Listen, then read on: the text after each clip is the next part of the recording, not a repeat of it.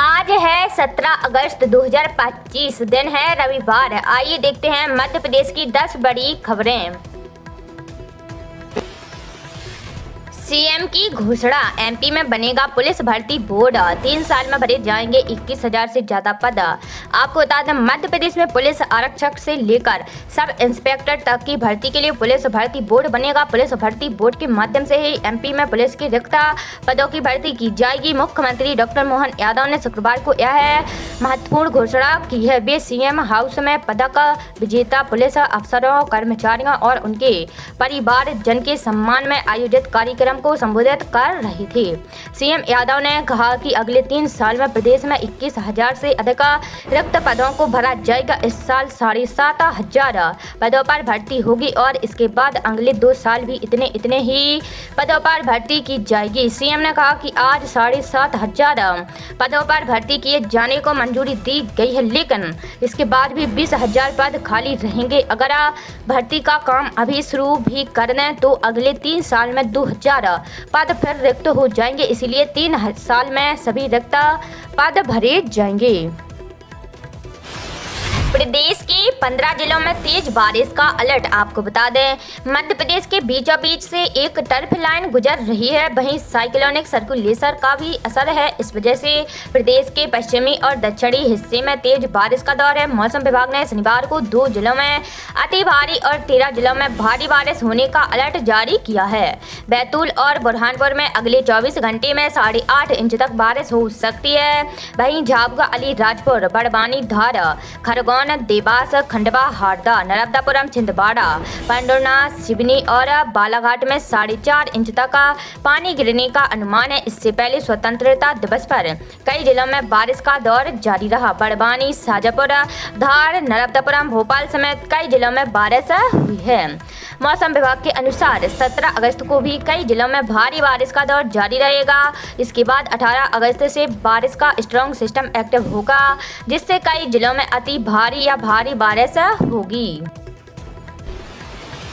पहले दिन ही 1,40,000 लोगों ने फास्टैग एनुअल पास को किया एक्टिवेट। टोल पर लगेगा सिर्फ 15 रुपये। आपको बता दें, देश में नया फास्टैग एनुअल पास शुक्रवार यानी 15 अगस्त आधिकारिक तौर पर लॉन्च हो गया है। फास्टैग एनुअल पास की कीमत 3,000 रुपये है। इसे एक बार खरीदने पर यह 1 साल या 200 ट्रिप तक मान्य रहेगा। इसकी सुविधा पूरे देश में शुरू हो गई है। लॉन्च होने के पहले ही दिन लोगों का रिस्पॉन्स जबरदस्त रहा और 1,40,000 से ज़्यादा लोगों को फास्टैग एनुअल पास को एक्टिवेट किया गया है। यह सुविधा अब करीब 1,150 टोल प्लाजा पर लागू होगी।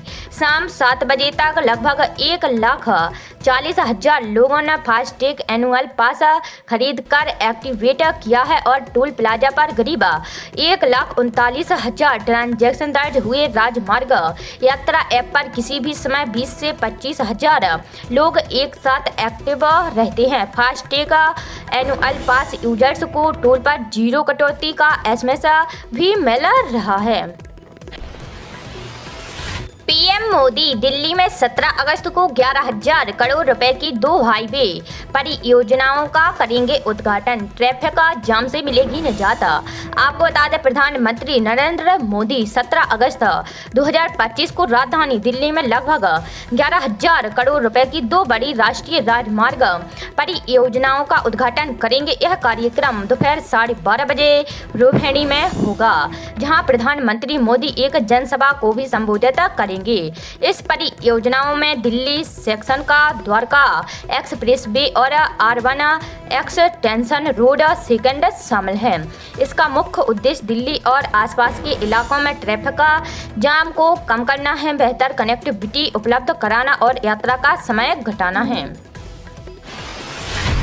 पीएम स्वनिधि योजना में 8 लाख हितग्राही लाभान्वित। आपको बता दें, मुख्यमंत्री डॉक्टर यादव ने कहा कि पीएम स्वनिधि योजना से प्रदेश के 8 लाख से अधिक हितग्राहियों को 10,000 से 50,000 तक की ऋण सहायता उपलब्ध कराई गई है। स्वामित्व योजना के क्रियान्वयन में मध्य प्रदेश देश में पहले स्थान पर है। स्वामित्व योजना में 39 लाख से अधिक लोगों को भू अधिकार पत्र वितरित किए गए हैं।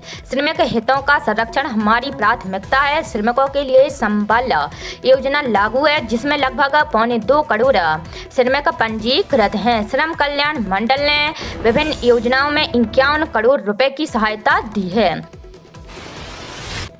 सांची विधानसभा में 136 करोड़ रुपए से कई विकास कार्यों का हुआ भूमि पूजन। आपको बता दें, मुख्यमंत्री डॉक्टर मोहन यादव ने सांची विधानसभा क्षेत्र को 136 करोड़ रुपए के कई विकास कार्यों की सौगात भी दी है। उन्होंने रिमोट का बटन दबाकर लोक निर्माण विभाग के 15 कार्य सहायता, जनजातीय ग्रामों तक सड़क निर्माण और अनेक विकास कार्यों का भूमि पूजन किया।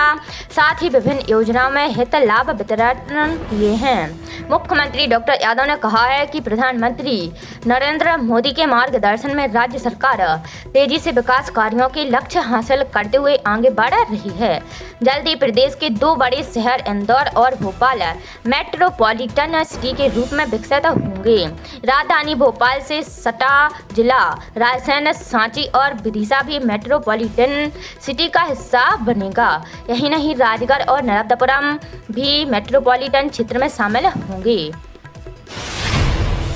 प्रदेश में जल्द आरंभ होंगी सुविधाजनक यात्री बस सेवा। आपको बता दें, मुख्यमंत्री डॉक्टर यादव ने कहा कि प्रदेश में आम जनता के लिए सुगम, सुरक्षित और किफायती लोक परिवहन व्यवस्था लागू की जा रही है। मुख्यमंत्री सुगम परिवहन सेवा के तहत नगर और ग्रामीण मार्गों पर आवश्यकता के अनुसार सुविधाजनक यात्री बस सेवा चलाई जाएगी। मुख्यमंत्री डॉक्टर यादव ने कहा कि प्रदेश में विमान सेवाओं का तेजी से विस्तार हो रहा है। रीवा, सतना और दतिया में नए एयरपोर्ट शुरू हुए हैं। बीते वर्ष में विमानतलों की संख्या 5 से बढ़कर 8 हुई है और शिवपुरी के लिए अनुबंध हो चुका है। लक्ष्य है कि हर 150 किलोमीटर पर एक हवाई अड्डा और हर 75 किलोमीटर पर एक हवाई पट्टी हो, ताकि सुदूर अंचलों तक हवाई पहुंच संभव हो सके। ट्रंप पुतिन के बीच 3 घंटे बैठक, कोई डील नहीं हुई। दोनों 12 मिनट प्रेस कॉन्फ्रेंस कर रवाना हुए। आपको बता दें, रूसी राष्ट्रपति पुतिन और अमेरिकी राष्ट्रपति ट्रंप ने शुक्रवार देर रात अलास्का में मुलाकात की। उनके बीच यूक्रेन जंग खत्म करने पर करीब 3 घंटे मीटिंग हुई। इसके बाद दोनों नेताओं ने सिर्फ 12 मिनट की ज्वाइंट प्रेस कॉन्फ्रेंस की। इस दौरान उन्होंने पत्रकारों के किसी सवाल का जवाब नहीं दिया। प्रेस कॉन्फ्रेंस के दौरान ट्रंप ने कहा कि मुझे लगता है कि हमारी बैठक बहुत सकारात्मक रही। हमने कई बिंदुओं पर सहमति जताई, लेकिन कोई डील नहीं हुई। कोई समझौता तभी होगा जब वह अंतिम रूप लेगा। ट्रंप ने इस बैठक को 10 में से 10 अंक दिए। वहीं पुतिन ने कहा कि उनके लिए रूस की सुरक्षा सबसे जरूरी है। उन्होंने अगली मीटिंग मॉस्को में करने का सुझाव दिया है। अपनी बात कहने के बाद दोनों नेता मंच से तुरंत चले गए।